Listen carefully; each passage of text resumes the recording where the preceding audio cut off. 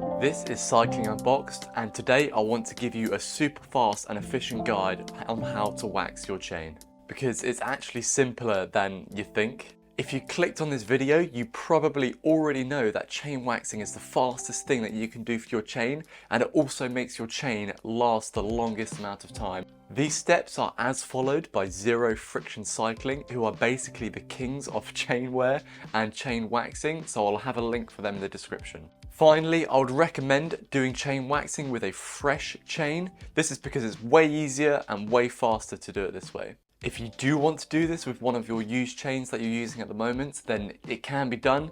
Just on cleaning process, step 2, you're just going to repeat it way more times before it starts to become clear. When the fluid is clear, you're good to go.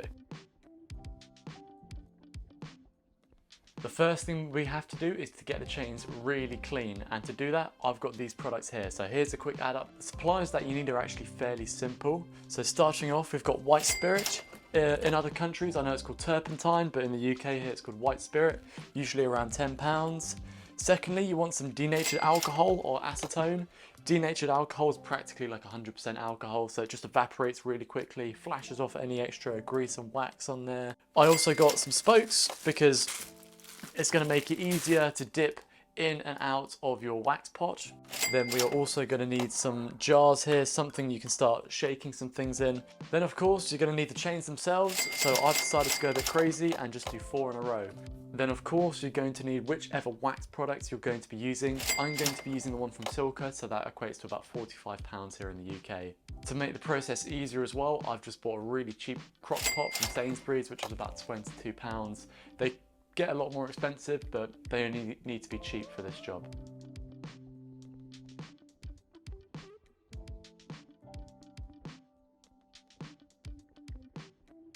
To get into it, I'm just going to start by opening up all of these chains, and I'm just going to get them into these. Zero Friction Cycling recommend 250 mils per chain.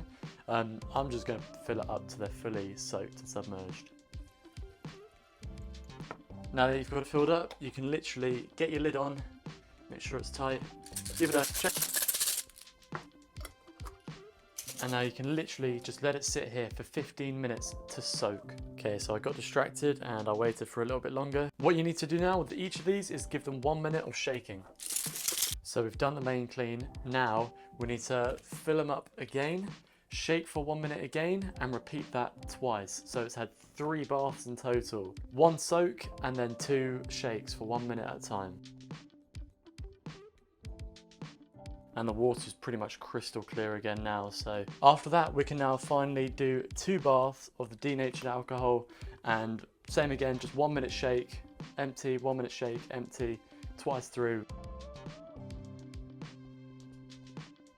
Okay, now that you're absolutely knackered, you can then place them all down, and it should dry pretty damn quick. But if you want it to go quicker, you can use a hairdryer. And what we're doing is we're flash evaporating all of the extra grease away that was on there, and it's going to leave no film on, so the actual wax can bond to the chain itself and last longer in the chain.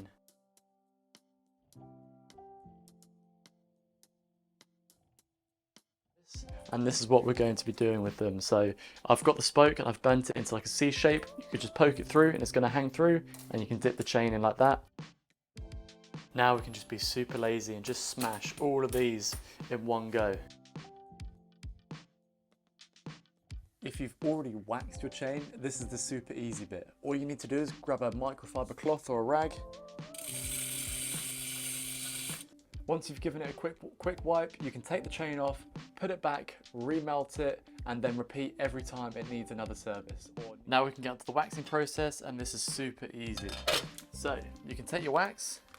With Silka, you can do it in this bag in some hot water, but it's much easier just to apply it straight into the pot. Now that we've got it all in here, we can set this to low. Pretty much all crock pots will sit about like 90-95 degrees on low, and we can literally just drop the chain in, and we can just walk away for 10 minutes, 5 to 10 minutes, and let it all melt together. I'm going to see if I can do at least 2 chains at once. You can literally walk away and do whatever you want whilst this is happening, but all that needs to happen is the chain needs to be the same temperature as the wax to get the best bond. With the quick links, do not wax them now because it makes it much harder to get back on, and if you don't put them back on properly, these will very easily break if they're not on properly.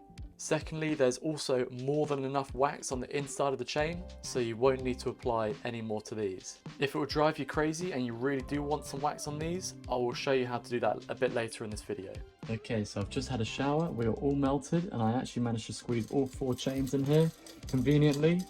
Now that all we need to do is quite literally swish it for 20 to 30 seconds, just to make sure it's in between all the links. Once we've done that, we can then take it out.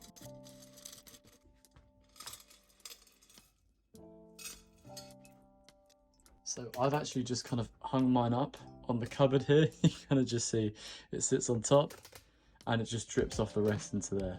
You might see a lot of videos waiting till there's a small skin or film above the liquid as it's cooling down and then take it out. But apparently all the wax that's in between all the rollers and stuff, or a lot of it, comes out in the first 10 kilometers anyway. Any extras that you would have gained from taking it out just before it starts to go solid again. Now that we've had 20 minutes to cool, you're going to notice it's all kind of stiff. If you want, you can go through each link individually and break each link. But there is a much easier and faster way to do this. And that easier way is this. I've literally just taped up a pole here, and with the chain, you kind of just break it as you run it through. And now it's going to be easy to put back onto your bike. There is a third option that works okay, and that is you can kind of hook it up to any cassette, and you can kind of semi-break most of the links as you roll with the cassette. If you really feel like you want to wax your master link, like I said, don't dip it.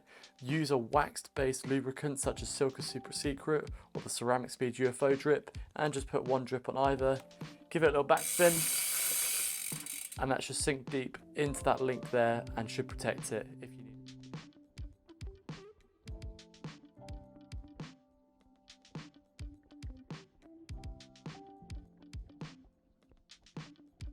Now that we've got the waxing out of the way, here are some frequently asked questions and some things to note. The first thing is that the chain will actually be quite stiff for the first 20 minutes of cycling that you're going to do. So for most people, this will be fine because you're going out for way longer than 20 minutes.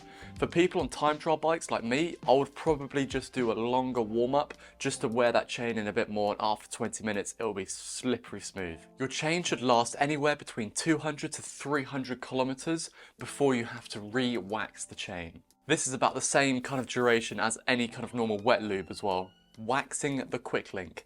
As I said earlier, you do not need to wax the quick link in the dip. But if you want to stay mentally stable, like I like to, and you want some wax around there, you can use a drip emulsion wax. You can then just leave it overnight, and overnight it should just harden up into a wax around that quick link.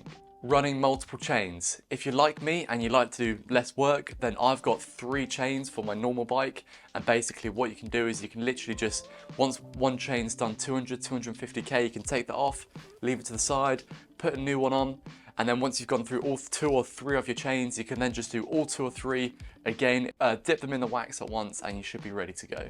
It should last about 30 chain re-waxings. So I've got 3 chains, so I should be able to do all 3 of those chains 10 times, so it'll get through about 30 chains. After about 30, there starts to become too many contaminants within the wax itself, as if you're just putting the chain straight back in. If you want to make your wax go longer and further, there is a 2-pot method, which I'm going to go into a second video. Quick links, there are always questions on quick links. The first thing you should know, if it's a single-use quick link, legally, I have to say that you've got to just use the quick link once. With that being said, me personally and other people I know tend to use the single-use quick link roughly around 5 times. You'll generally start to know because the clamping mechanism gets a bit soft. When it's still rock solid, you should be good when you're putting the chain back on.